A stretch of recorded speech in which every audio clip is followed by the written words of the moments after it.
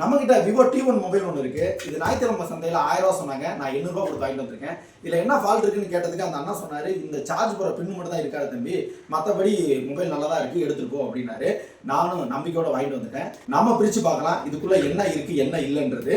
முடிஞ்ச அளவு ஆன் பண்ண ட்ரை பண்ணலாம். நம்ம சேனலுக்கு நீங்க இப்பதான் ஃபர்ஸ்ட் டைம் வந்தீங்கன்னா மறக்காம சேனலை சப்ஸ்கிரைப் பண்ணிடுங்க. அப்படியே பக்கத்துல பெல் ஐகானை கிளிக் பண்ணிடுங்க. வாங்க வீடியோ கொடுப்போம். ஓப்பன் தான் இருக்கு. ஸோ உள்ள பார்த்தீங்கன்னா அந்த அண்ணா சொன்ன மாதிரி சார்ஜ் பின்னு மட்டும் இல்லை, சார்ஜ் போடுற போர்டே இல்லை. ஸோ கூட வந்து ரிங்கரையும் காணும். வேற என்னென்ன ஃபால்ட் இருக்குன்றத இன்னும் பிரித்து பார்க்கலாம். ஓகே, போர்டில் எதுவும் தண்ணி எதுவும் படலை. இன்னொரு விஷயம் என்னன்னா எல்லா ஜாக்குமே ரிமூவ் பண்ணிட்டு இருக்காங்க. ஏன் எதுக்குன்னு தெரியல. ஸோ ஃபர்ஸ்ட் எல்லாத்தையுமே ஜாக்குமே செட் பண்ணி பார்க்கலாம். ஓகே, எல்லா ஜாக்குமே கனெக்ட் பண்ணியாச்சு. இப்போ நம்ம ஆன் பண்ணி பார்க்கலாம். ஆனால் இல்லை, பேட்டரி ட்ரையாக இருக்குன்னு நினைக்கிறேன். ஸோ இப்போ என்ன பண்ணணும்னா பேட்டரி சார்ஜ் பண்ணணும். பேட்டரியை தனிப்பட்ட முறையில் சார்ஜ் பண்ணுற அளவுக்கு நம்ம அவ்வளோ ஃபெசிலிட்டிலாம் இல்லை. ஸோ இப்போ என்ன பண்ண போகிறோம் அப்படின்னா இதுக்கு சார்ஜிங் போர்டு வேணும், ப்ளஸ்ஸு ரிங்கரும் வாங்கணும். ஸோ இப்போ அது ரெண்டுமே வாங்கிட்டு வந்துடலாம். வாங்கிட்டு வந்து போட்டு பார்க்கலாம், ஒர்க் ஆகிடும் நம்பலாம். சரி, வாங்கிட்டு வந்துடுவோம். 2 hours later. நண்பர்களே, சார்ஜிங் போர்டு ரிங்கரும் வாங்கிட்டு வந்தாச்சு.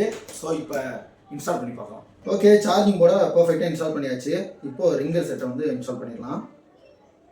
இப்போ ரிங்கரை இன்ஸ்டால் பண்ணியாச்சு. இப்போ சார்ஜ் போட்டால் தான் இதோட கண்டிஷன் தெரியும். ஸோ நார்மலாக கவர் பண்ணிக்கலாம். கவர் பண்ணிவிட்டு சார்ஜ் போட்டு பார்க்கலாம். Okay, success. மொபைல் சார்ஜ் ஏறுது. அப்போ ஒரு ½ hour கம்ப்ளீட்டாக சார்ஜ் ஏறட்டும். ஏறினதுக்கப்புறம் நம்ம கம்ப்ளீட்டாக செக் பண்ணிக்கலாம். ஃப்ரெண்ட்ஸ், மொபைல் வந்து ஒரு ½ hour சார்ஜ் இருக்குது. இது வரைக்கும் 54 பாயிண்ட் ஆகிருக்கு. ஸோ இப்போ ஆன் பண்ணி பார்க்கலாம்.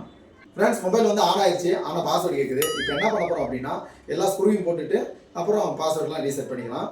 ஸோ இப்போது எல்லா ஸ்க்ரூவையும் போட்டுடலாம். ஓகே, மொபைலை ரீஅசெம்பிள் பண்ணியாச்சு, பாஸ்வேர்டை கிளியர் பண்ணியாச்சு, மொபைலை ஆன் பண்ணியாச்சு. இப்போ என்ன பண்ண போகிறோம் அப்படின்னா ஒரு 1 hour யூஸ் பண்ண போகிறோம். அதுக்கப்புறம் இதோட ரிவ்யூவை நான் சொல்கிறேன். 1 hour later. 1 hour இந்த மொபைல் நான் யூஸ் பண்ணிட்டு இருக்கேன். மொபைல் பக்காவாக இருக்குது, எந்த வித பிரச்சனையும் இல்லை, கேமரா குவாலிட்டிலாம் சூப்பராக இருக்குது. அப்படி நான் ரிவ்யூ கொடுத்து வரலாம்னு நினைக்கும் போது தான் மொபைல் ஆட்டோமேட்டிக்காக ஆஃப் ஆகிடுச்சு. என்னடா ஆஃப் ஆகி போச்சுன்ட்டு மறுபடியும் ஆன் பண்ணி பார்த்தா ஆன் ஆகலை. 2 தட்டு தட்டுறேன், மறுபடியும் ஆட்டோமேட்டிக்காக ஆன் ஆகுது. கொஞ்ச நேரம் யூஸ் பண்ணிட்டு இருக்கேன், மறுபடியும் ஆட்டோமேட்டிக்காக ஆஃப் ஆகிடுச்சு. அப்புறம் மறுபடியும் 2 தட்டு தட்டினா தான் ஆன் ஆகுது.